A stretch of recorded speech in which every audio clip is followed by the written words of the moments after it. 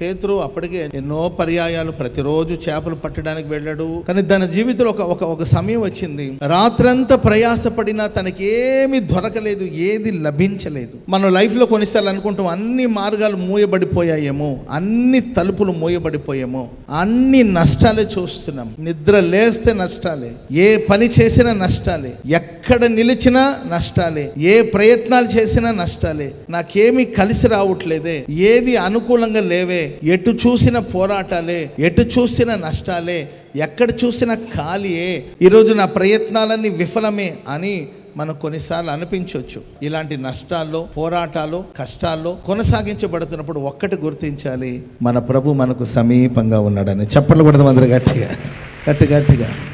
ప్రభు సమీపంగా ఉండి ఆయన మరలా వలవేయమని ప్రోత్సహించాడు. 2 పడవలు నిండేటట్లు విస్తారమైన చేపలు పట్టబడినట్లు మనం చూస్తున్నాం.